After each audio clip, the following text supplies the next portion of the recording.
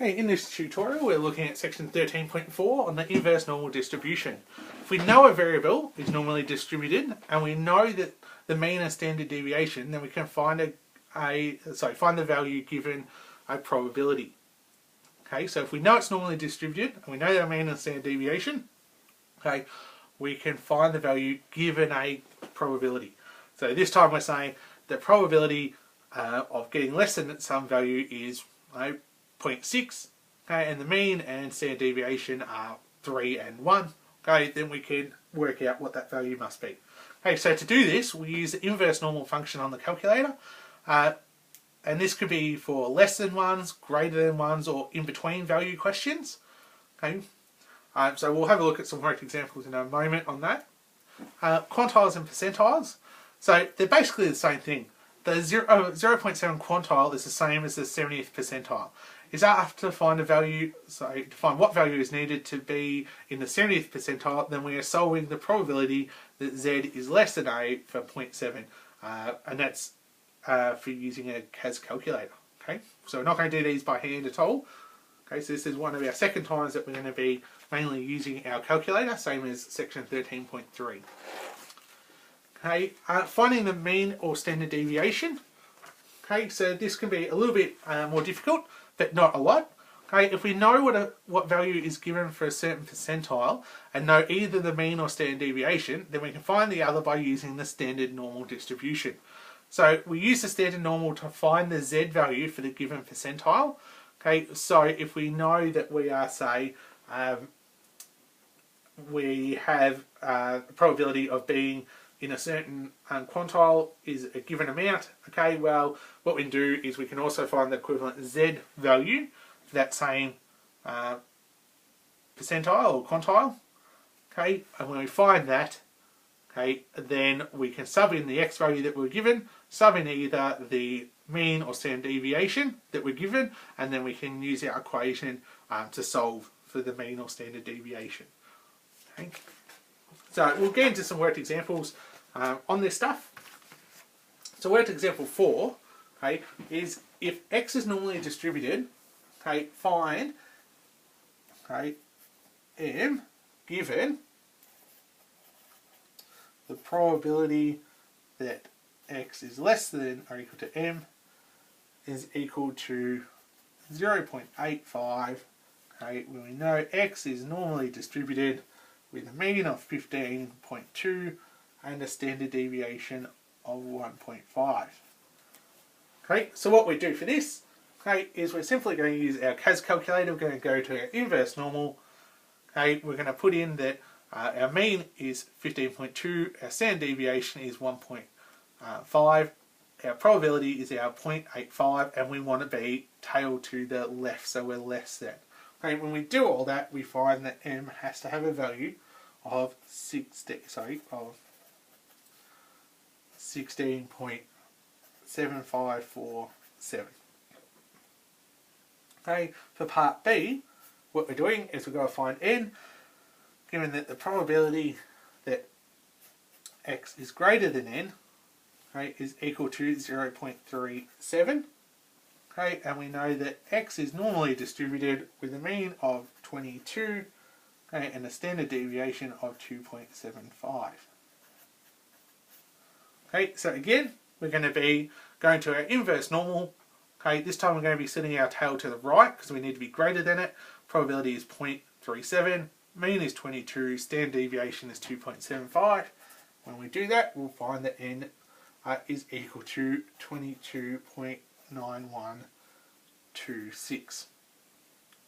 Okay, for part C, okay, we want to find P, okay, and we know that the probability that 37.6 minus P, okay, is less than or equal to X is less than or equal to 37.6 plus P, okay, equals 0.65, okay, where we know that X is normally distributed with a mean of 37.6, okay, and a standard deviation of 12. Okay, so for this one, okay, we need to think about a little bit.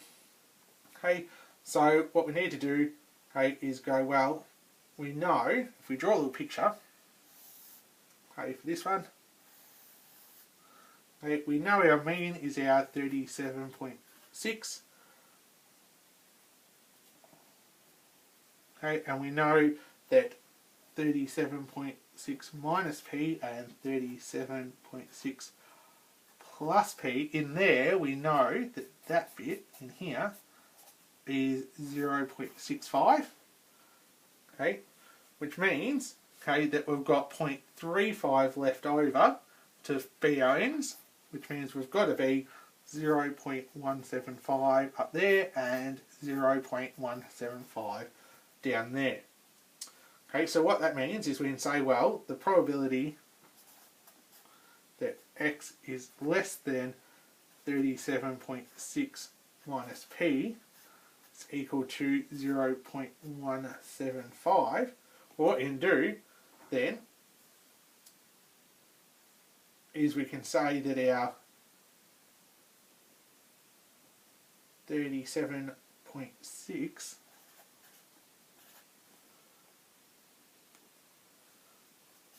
minus our p is equal to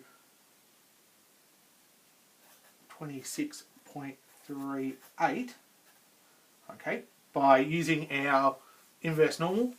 Okay, so when we do our inverse normal, you'd just be saying, well, we want our value, okay, to be here. Okay, so we need to be working out what that part equals. Okay, so we find that that part is equal to, so this is like one of these ones where we're trying to find n. Okay, so you just think of this as one variable. Okay, and when we do our inverse normal, we find that that variable is equal to all this. Okay, so that means then that p is equal to 37.6 minus 26.38. So p is equal to 11.2. Okay, so we have to do a little bit more work with that one. Okay, but the same idea applies. So what we just did though was we just need to look at one half of it.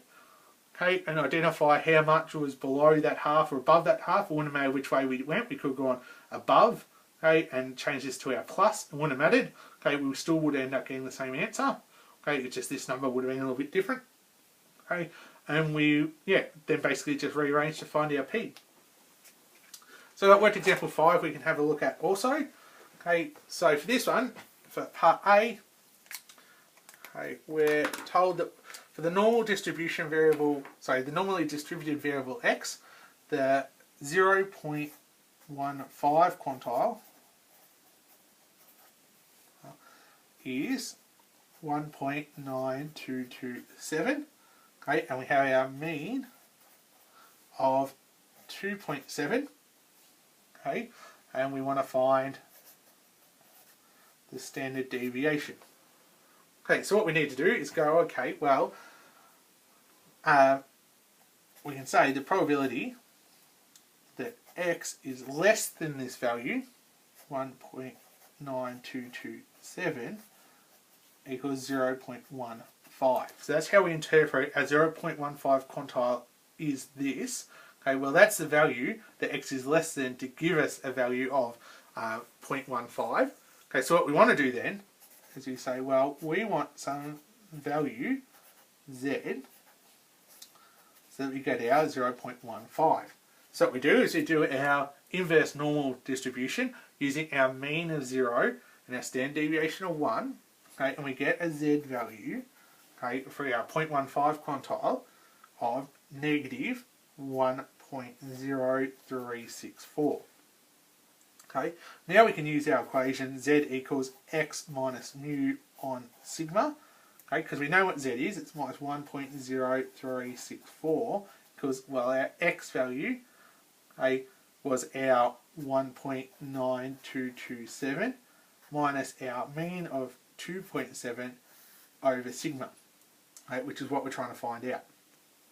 Okay, which means our sigma equals our 1.9227 minus 2.7 over our minus 1.0364, okay, which means we get sigma equaling 0.75. Okay, now you can see that we would have actually ended up, No, we wouldn't. Sorry, ignore what I was going to say then. So sigma is equal to our 0.75. Okay, so for the next one, part B, okay, the 63rd percentile, okay, is 15.896, okay, and our standard deviation this time is equal to 2.7, and we need to find our mean. Okay, so what we do is we go again, well, we say the probability that x is less than 15.896, well, that's going to equal 0.63.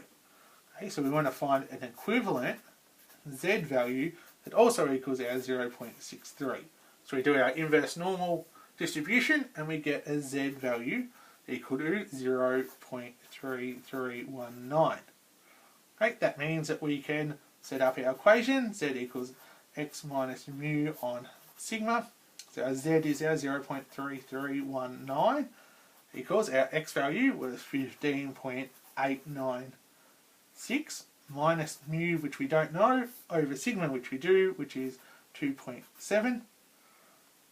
Okay, so that means that we get 0.8960 equals our 15.896 minus mu.